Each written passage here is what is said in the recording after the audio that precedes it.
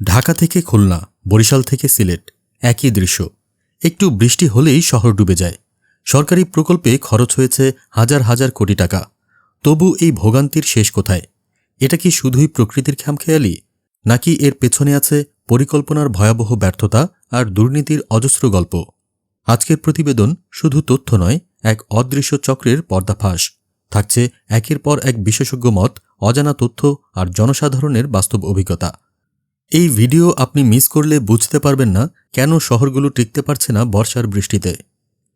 বিগত কয়েক বছরে জলাবদ্ধতা কমাতে ঢালাও প্রকল্প, ঢাকার 2 সিটি কর্পোরেশন, চট্টগ্রামের মেগা প্রকল্প, সেনাবাহিনী দ্বারা বাস্তবায়িত ডিএনডি প্রকল্প, সব মিলিয়ে খরচ হয়েছে হাজার হাজার কোটি টাকা। কিন্তু বাস্তবতা? ঢাকা, কুমিল্লা, সিলেট, রাজশাহী, খুলনা, ময়মনসিংহ, প্রায় সব শহরে সামান্য বৃষ্টিতেই জলাবদ্ধতা। চট্টগ্রামে কিছুটা উন্নতি হলেও তাও অস্থায়ী।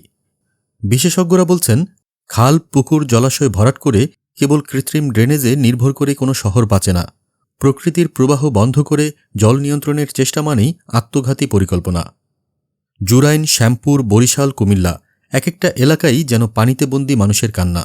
ঘরে পানি, রাস্তা বিলে রূপ নিয়েছে, স্কুল বন্ধ, জীবন থেমে গেছে।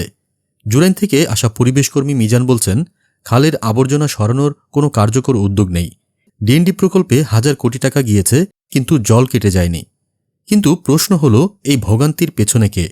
আইপিডি বলছে, জলজটের মূল কারণ 10টি: খাল দখল, অপরিকল্পিত ড্রেনেজ, সংযোগ নষ্ট, নিচু এলাকায় বাসস্থান, কংক্রিটে ঢেকে ফেলা শহর, দায়িত্বে গাফিলতি, জনগণের অসচেতনতা, আইন প্রয়োগের অভাব, রাজনৈতিক ছত্রছায়া আর সমন্বয়ের ঘাটতি।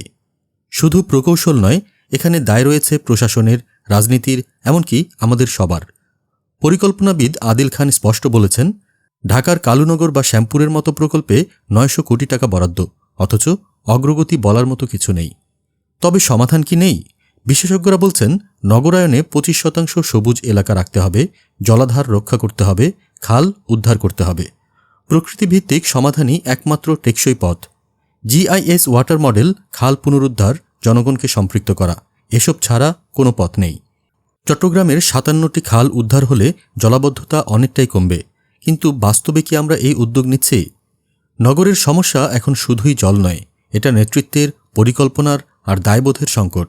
এই ভিডিও দেখছেন কারণ আপনি জানেন এই শহরটা আমাদের, এর দায়ও আমাদের।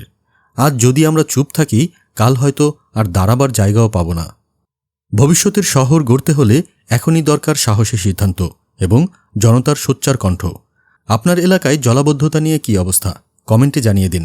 ভিডিওটি শেয়ার করুন, কারণ সচেতনতা থেকেই পরিবর্তন শুরু হয়।